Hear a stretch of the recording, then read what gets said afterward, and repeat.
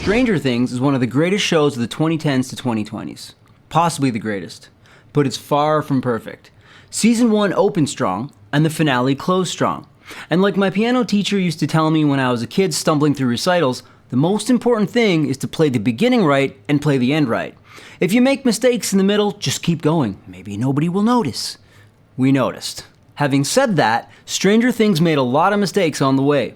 But today we're focusing only on the finale, with its epilogue at the end. Also, full spoilers ahead, you've been warned. This is not a Game of Thrones Season 8 disaster. It's flawed, inconsistent, quite messy in spots, but overall, it works. There's a lot of Stranger Things interdimensional astral projecting and dimensional moving in this episode in order to sort out the plot points, and they handle it quite well. Elle and Max jumping around the memory world, the gang bouncing up into the abyss in the world where they're going to encounter the boss battle, and so on. The Hawkins wormhole explanation between worlds, and like Henry Vecna trying to draw the worlds together with the abyss on the other side of the upside down, is actually a pretty good magical system. It's a pretty good high fantasy world building. People are complaining about this, but it's like, hey man, you come up with something better. Everything's been done. We've got Discworld, we've got Middle-earth, we've got Hogwarts where you take the 7.5 train or whatever the hell it's called. And a lot of people are complaining, they didn't cover this, they didn't cover that, there's a whole bunch of plot holes and missing details. Yeah, okay, sure, maybe. But it's a Hollywood TV show. They spent over an hour on the tactical aspects of closing the story down.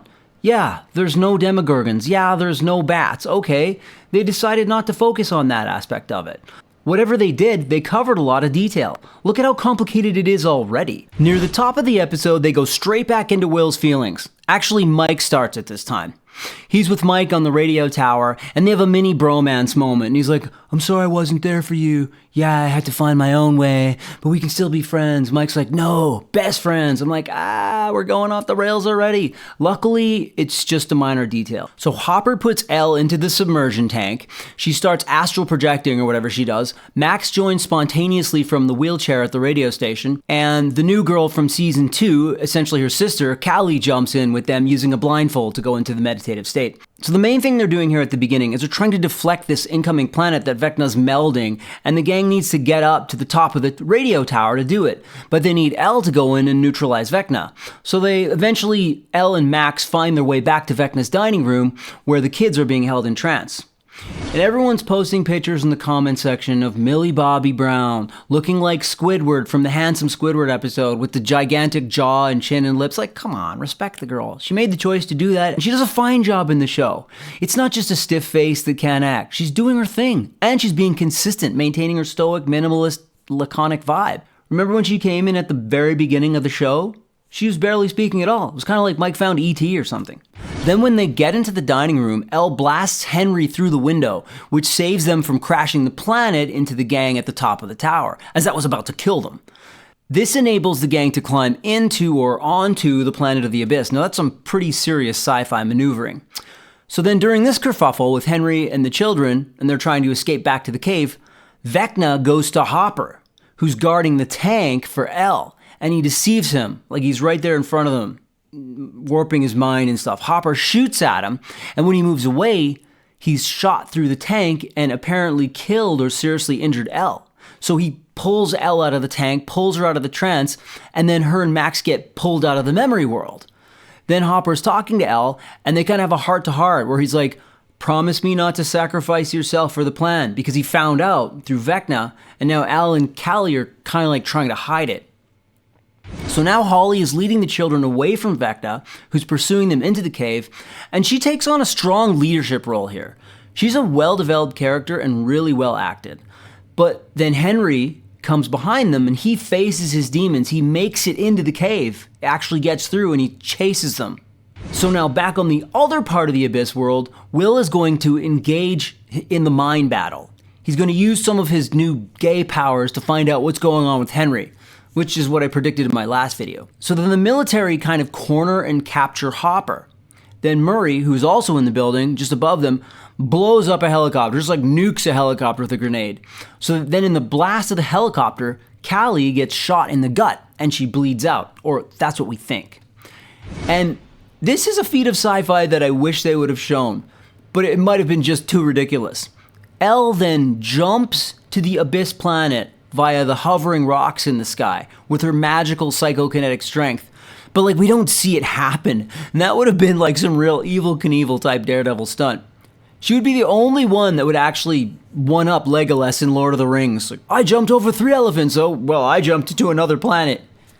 Even Superman's like, man, I gotta start getting in shape, gotta start drinking these Superbock beers. And throughout the show, you see flashbacks to earlier episodes, which makes you feel nostalgic within the show. A lot of people said this was contrived and cheap. Oh, the only reason you felt nostalgic was because they showed the earlier moments of the show, and that's what you grew up with, so you're just feeling your own nostalgia within the show. But it's a really interesting and cool device, and it does tug at your heartstrings. In particular, is this moment where she's about to jump, and she gives him a speech about how when they met, she was younger, and how he became her dad, but now he has to respect her choices. And you're thinking, is this slowing down the plot? Is there an apocalyptic moment happening? Yeah. But cinematically and emotionally, does it yank you in and give you the feels? Yeah. So that's why they did it. Maybe not the perfect choice, but it sure keeps emotion going in the show. Deal with it. It's Hollywood. They have the woke feels. Like, that's why you go to a movie, to have feelings. Anyways, then through Will's telepathy, we're given Vecna's origin story when the Mind Flayer warps and corrupts him. Will can see this because he's with him through their psychic connection. This is interesting because they start to humanize Vecna.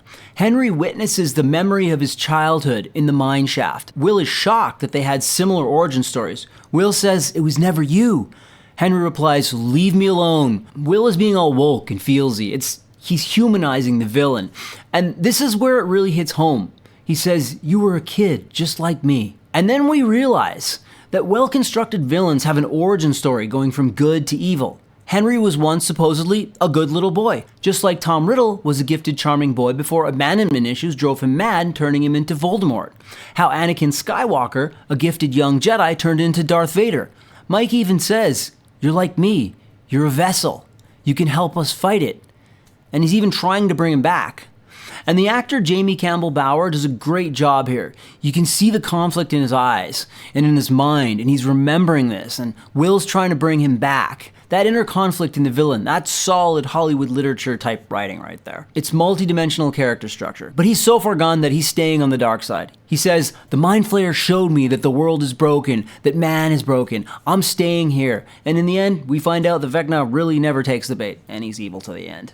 So then in one of the most epic moments in recent sci-fi cinema, that giant arm cave thing where the children are inside of, in the memory world, literally turns into the massive exoskeletal Mind Flayer right before their eyes.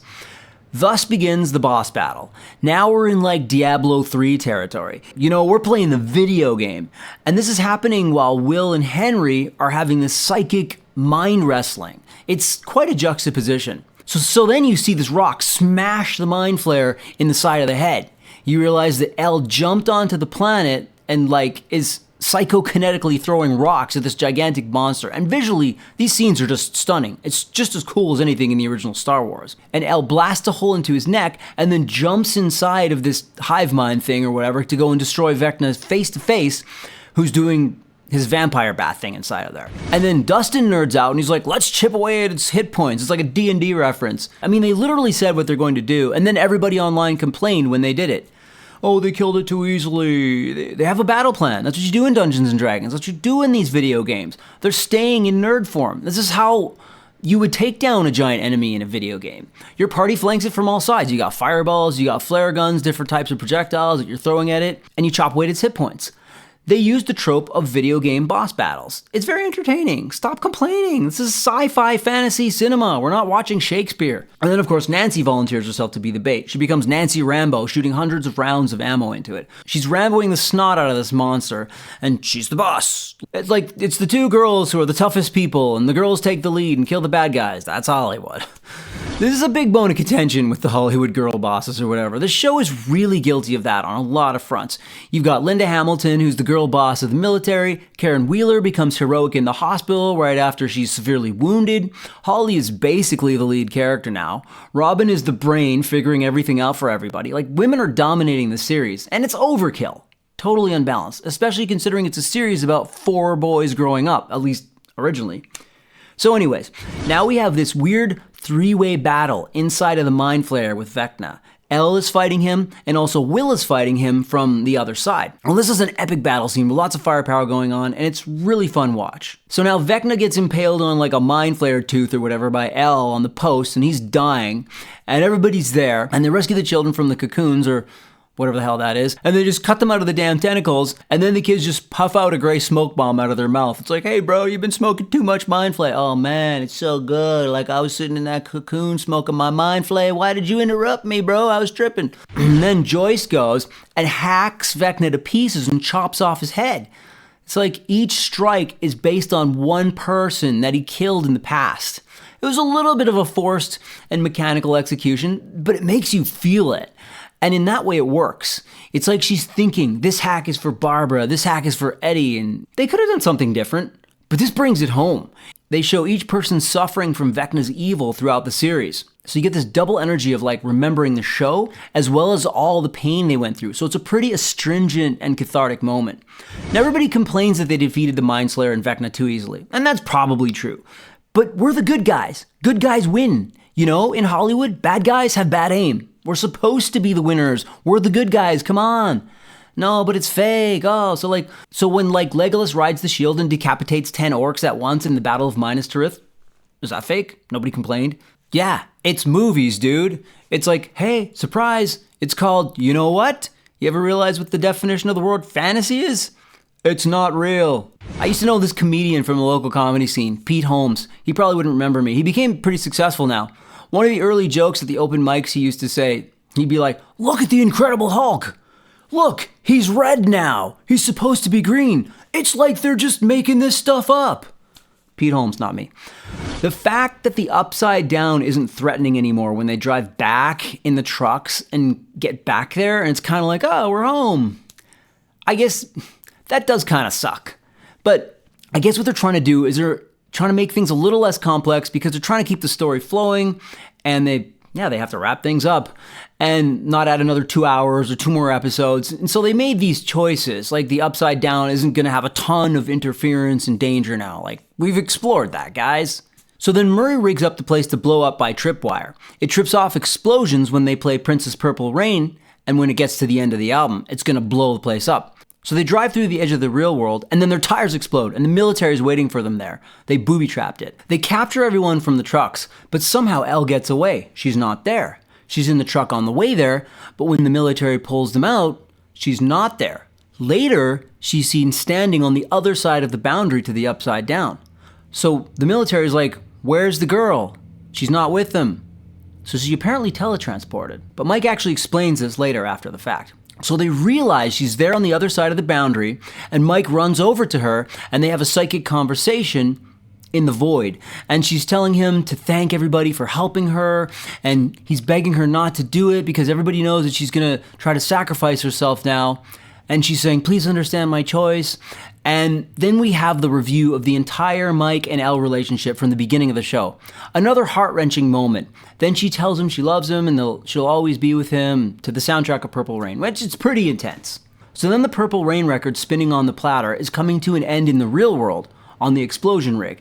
The characters are crying out, trying to come towards her. The military's holding them back, but they're also not approaching her. They're just letting her stand there to do this. Now they're all screaming because she's standing on the other side and she's about to blow up. Linda Hamilton's character, Commanding Officer Dr. K, is also pretty one-dimensional. They just made her the tough bad guy with the emphasis on guy. And she's not a guy, so again, it's Hollywood just pushing the boundaries on gender swapping. Not a fan. I mean, the actress is fine. I'm just not a fan of the character, the agenda. Then there's a pulse blast, completely annihilating the entire Upside Down. And we see this huge apocalyptic explosion, which visually is quite a stunning piece of work. Multicolored, multi-stage, different phases of annihilation. All those weird parallel universe buildings that underneath Hawkins get destroyed. It's got that signature Stranger Things dark color palette with the bright violets, blues, and deep reds. One of the reasons we love Stranger Things so much is because of those deep, bright color palettes that they use. It's a very dark bright, which is kind of oxymoronic. This explosion at the end is symbolic. You see the colors, you see the electricity, the annihilation of everything. Their fantasy world is coming to a close. It's catastrophically ending. Elle is standing there in slow motion with all the debris flying behind her, and she just suddenly vanishes in the dust and the smoke. Then Mike and Hopper are shown looking at her, and they're screaming, and I felt just really empty. I felt deaf or something, or quiet. It was bizarre. And now the main story of Stranger Things is over, and the epilogue begins. It cuts to the first scene, and they're fixing the library. 18 months have passed. So did they rush the main story? Did they not wrap things up? It took 10 years. People complain they could have written the script a little bit better, but would you have been able to write it better? I wouldn't have. Yes, they missed a few things, but maybe they did that cinematically to keep the energy of the story going. In Lord of the Rings, we don't see Frodo aging for like 15 years where Gandalf goes to do research on the ring. That's what happens in the book. We don't see Tom Bombadil. I was kind of annoyed by that. I really wanted to see Tom Bombadil. Like, everything is time compressed. I'm not comparing this to a book. I'm saying people argue on the internet that the best series of movies ever made was Peter Jackson in the early 2000s making Lord of the Rings. It's got a lot of horrible mistakes, but it's still a brilliant piece of work. So in the epilogue, we get Rockin' Robin at WSQK The Squawk as a DJ, giving this really soul-searching speech to the audience. Interestingly enough, she says something quite telling here. She says, "It's been a while," meaning 18 months have gone by, and she hasn't broadcast, I'm assuming? The question is, she says, "Hey guys, it's been a while. Do you even remember me?" Is that a plot hole? Or did she not talk for 18 months? Because if she's talking sort of like rhetorically to the Netflix viewer and not really to the audience, which would be a weird choice, that's not evident. Can somebody tell me in the comments, do we know why she hasn't talked for 18 months? The town wasn't quarantined after the blast. It looks like business as usual. They built a memorial sign, but Robin is solid here, as usual. Maya Hawke has really good chops, and it's got a really good feel overall. Then we get Lucas with Max, and they're in happily ever after mode. This is a really nice moment, not commenting on any type of discourse as to who European women are quote unquote supposed to marry. We're way past that here. A note about the military. It wasn't handled greatly. Nancy and Hopper literally shot and killed a ton of the soldiers. That aspect of the show is kind of video gamey. It's like 18 months later, they're not in jail. There's no explanation of like them being pardoned so the secret wouldn't get out or something like that. That really reads like the things that happen in Hollywood that are fake, right? But again, suspension of disbelief. It's characters, it's a movie, it's fantasy, right? I mean, seriously, if you're calculating every little specific thing that couldn't be real in a Hollywood movie, might as well just not go to the movies. In the next scenes, everybody's getting ready for graduation, taking pictures, and Mike is kind of sitting forlorn by himself at the Hawkins Library, and Hopper comes up to him. He's sad about Elle being gone, and they had these plans that got destroyed because she sacrificed herself. Now, Hopper gives him a talk about life and how he lost somebody special to him, his daughter, and he had to decide to get over it and not blame himself for everything. Another great moment. A lot of personal one-on-one monologues. It's a very obvious format choice that they're going with in the final season. The face-to-face, talk it out, heart-to-heart. It's an overused device, but it still works. And then we have everyone filling in for the graduation, which is a nice scene, happy, sunny day moment, very 1980s. And then Mike decides to come after all. And they show him walking in on the side along with Hopper. And then Dustin does the valedictorian speech, which is classic Dustin. And I was just thinking when this happened, Dustin is the heart and soul of this show. And boom, they make him valedictorian. He's in true form, up to spec. He goes off, well, not off script, but he goes rogue, and he pisses off the principal, and he lives out Eddie's fantasy of giving the middle finger to the principal. And it's just a classic Stranger Things moment. 100% hardcore Dustin. He calls the principal square, and everybody visibly reacts in shock and laughter. Then the Iron Maiden cranks, and he rips off his gown. He's got a Hellfire Club shirt on underneath, and the principal storms the stage. After the speech, a hot girl asks Dustin and his friends to go to a party at her house, and they're like, "Wow, should we go to that?" But Mike says, "No, I got a better idea." Then we cut to a scene with the older kids on a rooftop near the radio tower, I think. You got Steve, Jonathan, Nancy, and Robin. It's like a John Hughes kind of Breakfast Club moment. And you really see that they're adults now. They've come of age. And people can complain about this scene. Oh, it's smushy, it's mushy. But it's delightful. It's on a sunset rooftop, the cinematography is charming, and they're basically becoming young professionals. Steve's gone off to coach kids up in New York, I believe. Jonathan, of course, is doing a communist film because there's Hollywood commentary coming through it again. Like, whatever, you just laugh it off. It's still good filmmaking. Of course he's a communist filmmaker critiquing capitalism because that's so edgy in 2025. Well, technically 1989 for the movie, but 2025 for the message. And Nancy takes a job at the Herald. And they've gone through some mind-bending trauma. There's some serious fakeness here again. But remember, it's fantasy. Like, they went to another planet and killed a gigantic monster that doesn't exist in the real world. Like, they got their minds controlled by this crazy demon. And now a year or two later, they're just like, hey, we're young adults. Growing up, we got our new careers. And it's like, yeah, of course that's fake. Again, Hollywood's fake. You just accept it. They make a plan to meet up every 2 months, which kind of gives this vibey feel. Oh, like we're going to stay in touch with our high school buddies. Most people never do that. So there's that kind of bittersweet kind of moment when you're in high school and you're like, yeah, we're going to do this. We're going to stay in touch. But nobody talks to their high school friends anymore after. But it's a very 80s vibe. And then in a restaurant scene, Hopper proposes to Joyce. They're in this fancy restaurant. He orders caviar and the live band plays a song and then they dance. And he says that maybe they're going to move to Montauk because he got a police chief offer. And this is a tip-off to the original Stranger Things location. So maybe spin-off vibes, who knows. It's another crowd-pleasing, satisfying cliche, but ultimately a moment that works. And then we get to the ultimate scene, which was also the origin scene from the opening moments of Stranger Things. Full circle. They go from starting from nothing to ending at nothing. The whole thing is bookended by a Dungeons and Dragons game. This reminds me of those TikToks with pictures from the 80s when they say, one time was the last time you visited your grandma. One time was the last time you rode your bike with your friends. The last time you hugged your mom dropping you off at school. And it's like, that's the last time they ever play Dungeons and Dragons. I mean, maybe it's not, but symbolically in the show. So in the scene, the D&D party is about to get wiped out in the game, and then they summon the mage. It supposedly has no effect, but then suddenly she comes in and saves the day. Now Mike is done telling them that the party survives and lives on, but then Max challenges him to have a better story ending because he's supposedly this great storyteller. So Mike tells the story of all of them in this poetic medieval way.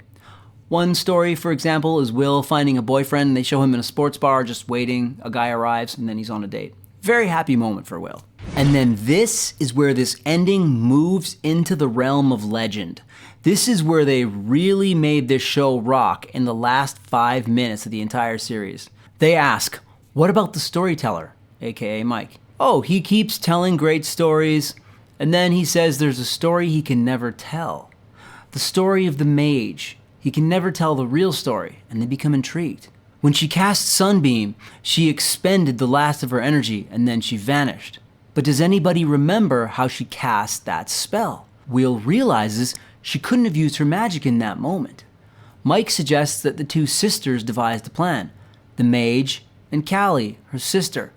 The plan was to protect the mage from the Order of the Black Hand, aka Kay and the military, because their mission was to steal her powers. So then in order to trick them, she had to make everybody, including her friends, believe that she was dead. So Callie cast a spell from far away, safe from the power of the suppression stone, a spell of invisibility. And then, in the show, we see Elle going through the door into the building invisibly. We see the door open, which might also explain why we didn't see her get off the truck, as I mentioned earlier.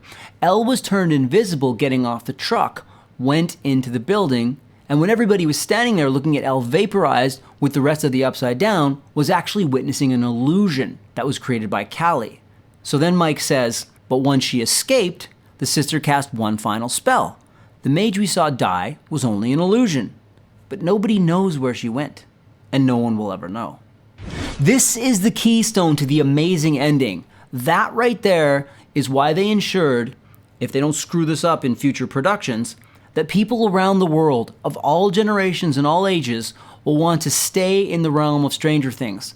They'll want to be in the lore, re-adventure, re-explore, because they created an ending that is the equivalent of Norse myth. They created an ending that's like a legend or a fable. That is the writing that made sure they landed the plane. Mike says he would imagine that she's in a beautiful land somewhere far away, and then we see her walking towards 2 waterfalls. It was supposed to be 3 waterfalls, but we see 2. Is it Iceland? We don't know. It was shot in Iceland. So she finds a land safe from the danger of the Black Hand, a small town to call home, and she becomes a legend. We don't know what happened to her. She began the story, then her disappearing makes things go back to normal. She came at the beginning, now she's gone at the end. Is she alive? Is she dead? Is she in Ireland in a small town living with leprechauns and hobbits? That's great storytelling. And Max says, this is just a theory, right?